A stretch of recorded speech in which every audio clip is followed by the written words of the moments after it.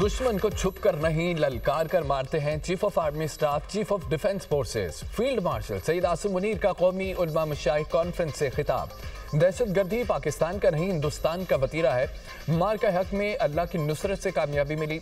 रियासत तैयबा और रियासत पाकिस्तान के आपस में गहरा ताल्लुक है। अल्लाह ताला ने तमाम मुस्लिम मुल्कों में से पाकिस्तान को मुहाफ़िज़ीन हरमैन का शर्फ अता किया। सऊदी अरब से दिफाई मुआहिदा तारीखी है। इस्लामी रियासत में रियासत के अलावा कोई जिहाद का हुक्म नहीं दे सकता। जिस कौम ने इल्म और कलम को छोड़ा तो इंतशार और फसाद अलरिज़्क़ ने वहाँ जगह ली। इज्जत और ताकत तकसीम से नहीं, मेहनत और इल्म से हासिल होती है। उल्मा कौम को मुत्तहिद रखें, कौम की नज़र में वुसअत पैदा करें।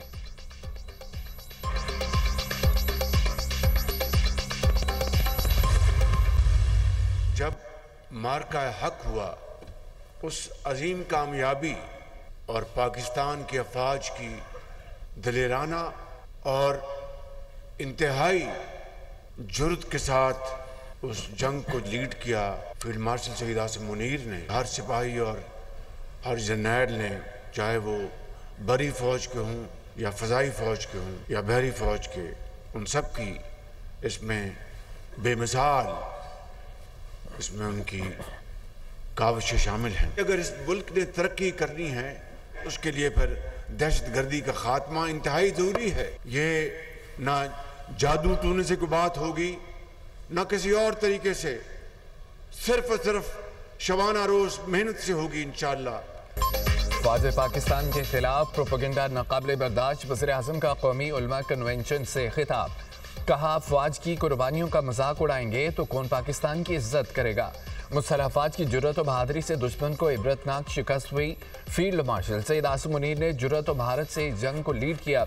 अज़ली दुश्मन को ऐसी शिकस्त दी ता क़यामत नहीं भूलेगा। बलोचिस्तान खैबर पख्तूनख्वा में रोजाना बेगुनाह अवाम फितना ख़वारिज का निशाना बन रहे हैं। मुल्क ने तरक्की करनी है तो दहशतगर्दी का खात्मा ज़रूरी है। दहशतगर्दी और मुआशी तरक्की की काविशें साथ नहीं चल सकती। डिफ़ाल्ट के दहाने पर खड़ी मीशत को दोबारा पटरी पर लाए। मुल्क जादू टोने से नहीं, शबाना रोज मेहनत से तरक्की करेगा। अमन और इत्तेहाद की फ़ज़ा कायम करना होगी। मुल्क में फ़िरका परस्ती का खात्मा ज़रूरी है।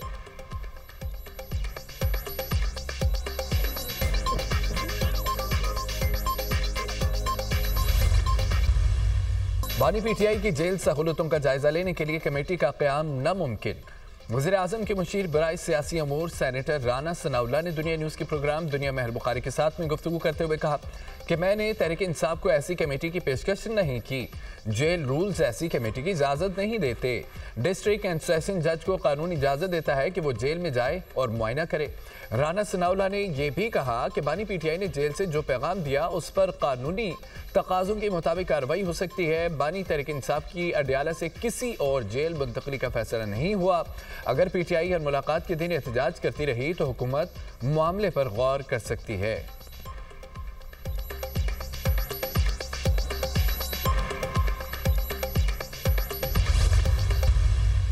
इस वक्त एक सियासी जमात सियासी दजाल का काम कर रहे हैं। इनके ये एक साजिश है, इनका ये कोशिश है कि पाकिस्तान के अवाम और पाकिस्तान के अफवाज के दरमियान कोई दरार पैदा। सियासी को तो कभी नहीं चाहते कि ऐसे हालात बने कि सियासी जमातों को या सियासी जो वॉइसेस है उन पे पाबंदी लगे। ये मेरा प्रेफरेंस नहीं होगा, मेरा चॉइस नहीं होगा, लेकिन मैं क्या करूं अगर वो सियासी जमात हर वो आप कंधा उठाए कि वो सियासी उनका जो सियासी रंग है वो उस अंदाज से नहीं देखा जाए और वो एक एक्सट्रीम तंजीम की तरह देखा जाए। एक सियासी जमात का सियासी दज्जाल जैसा रवैया। बिलावल भुट्टो की मीडिया से गुफ्तगू कहते हैं कि एक सियासी कुव्वत दिन रात फौजी क़यादत के खिलाफ साजिशों में मसरूफ है। उनकी कोशिश है कि अवाम और अफवाज के दरमियान दरार पैदा करें। ऐसी जमातें सियासी दायराकार में रहकर सियासत करें। पीटीआई खुद पाबंदी का सामान पैदा कर रही है। किसी सियासी पार्टी पर पाबंदी के हक में नहीं हूँ। खैबर पख्तूनख्वा में गवर्नर राज लगाना मेरा या मेरी पार्टी का मुतालबा नहीं है। सियासी जमात दहशतगर्दों की सहूलतकार बनी तो फिर गवर्नर राज लगाना मजबूरी बन जाएगा। बिलावल भुट्टो का मुल्क और अफवाज पाकिस्तान के साथ खड़ा रहने का अज़म। कहा कि पाकिस्तान इस वक्त खतरनाक दौर से गुजर रहा है। भारत फिर पाकिस्तान के खिलाफ साजिश कर रहा है। पाकिस्तान को अफगानिस्तान से खतरात लाहक हैं। ऐसी सियासी कुव्वतें हैं जो इदारे पर उस वक्त हमलावर होती हैं जब मुल्क संगीन हालात से गुजर रहा होता है।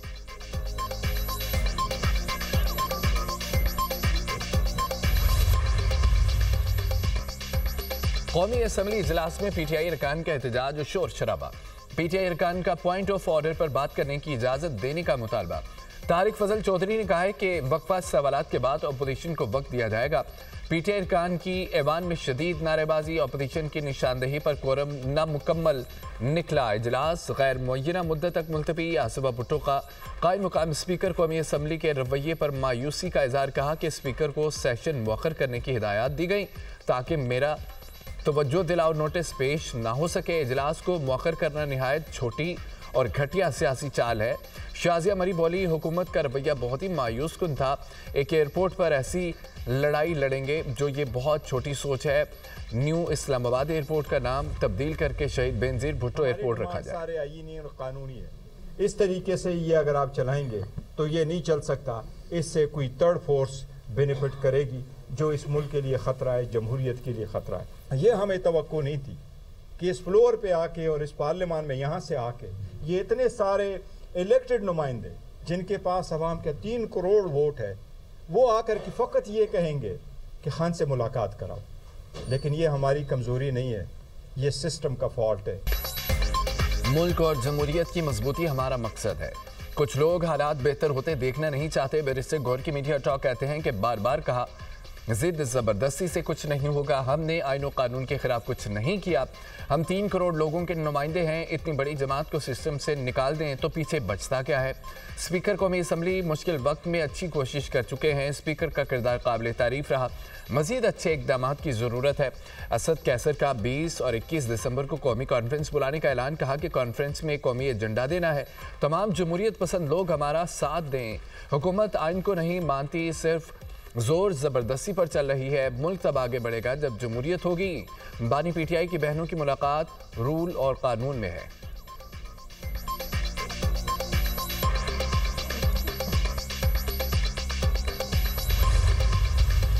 2018 में पीटीआई को धांधली करके हुकूमत दी गई और उसको जो बाकी जमातों का मैंडेट है उसमें डाका डाल के उसको हुकूमत मिली। आपका दौर एक बदतरीन दौर था। आपका दौर एक बदतरीन, एक डेमोक्रेटिक डिक्टेटर के तौर पे आप थे। आज जो शख्स अपने आप को एक ये शो करता है कि मैं कोई एस्टेब्लिशमेंट को जिस तरह मैंने टारगेट किया हुआ को बहुत बड़ा कमाल कर रहा हूँ, तो वो शख्स जिसने अपने 3.5 साल के बाद उस वक्त इनकी वो डेमोक्रेटिक सोच कहाँ गई थी। बानी पीटीआई का दौर हुकूमत जमहूरी डिक्टेटर का दौर करार। अपने दौर हुकूमत में बानी पीटीआई की जमहूरी सोच कहाँ थी। शर्जील इनाम मेमन बानी पीटीआई पर बरस पड़े। मीडिया से गुफ्तगू में कहा कि बानी पीटीआई जनरल बाजवा को ताहियात एक्सटेंशन देने के लिए तैयार थे। बानी तहरीक इंसाफ बिल पास कराने के लिए भी इदारों से मदद मांगते थे। अब बानी पीटीआई स्टैब्लिशमेंट के खिलाफ बातें करते हैं। बानी पीटीआई को थोपा गया, साजिश के जरिए इक़्तिदार में लाया गया। दूसरी जमातों का मैंडेट चोरी करके उन्हें हुकूमत दी गई। बानी पीटीआई ने बदतहजीबी के कल्चर को सियासत में मुतारिफ करवाया। मुआशरे में सिर्फ गालम गलोच के कल्चर को फ़रोग़ दिया। तहरीक इंसाफ के दौर में मुखालफिन को निशाना बनाया गया। कौन सी इमरजेंसी थी? ईद की रात को फरियाल तालपुर को गिरफ्तार करना पड़ा। क्या ये सब बातें भूल जाएं? कभी आपको गद्दारी का सर्टिफिकेट नहीं देंगे। अपने तर्ज सियासत को तब्दील करें। नौजवान नस्ल को वर्गलाने की कोशिश ना करें।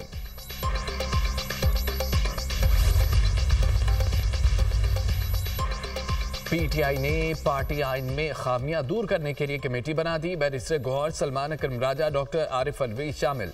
असद कैसर, रऊफ हसन, फिरदौस, शमीम नकवी भी कमेटी का हिस्सा। कमेटी 10 रोज़ में अपनी तजावीज़ तैयार करेगी। आइनी जायज़ा कमेटी को महदूद मुद्दत में काम मुकम्मल करने की हिदायत। जारी नोटिफिकेशन में कहा गया है इलेक्शन कमीशन के एतराज़ात से बचने के लिए इस्लाहात ज़रूरी हैं। पार्टी आइन को दीगर जमातों के आइन के मुताबिक लाने का फैसला किया गया है। जल्द अज जल्द इंट्रा पार्टी इलेक्शन कराने की तैयारी की जाए।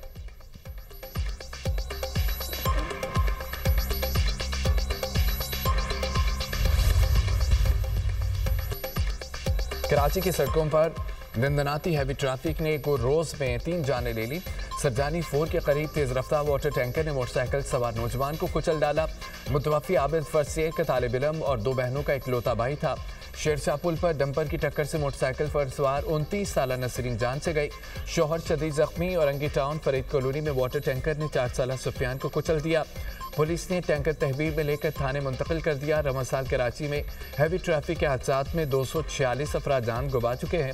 सबसे ज्यादा ट्रेलर की टक्कर से 95 अफराद लुकमा जल बने। टैंकर हादसे में दम भाग आबिद रईस की नमाज जनाजा अदा। बड़ी तादाद में शहरियों की शिरकत।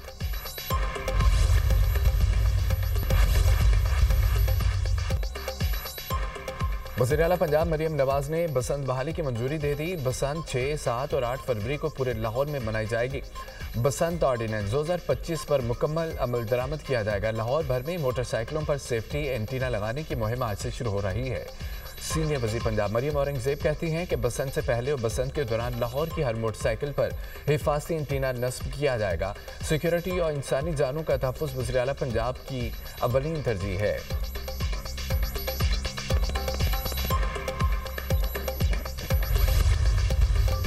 हैदराबाद के बोई गांव में शॉर्ट सर्किट से आतिशबाजी 5 घंटे बाद आग पर काबू पा लिया गया। आग लगने के बायसात घर मुकम्मल तबाह। घरेलू सामान जलकर राख हो गया।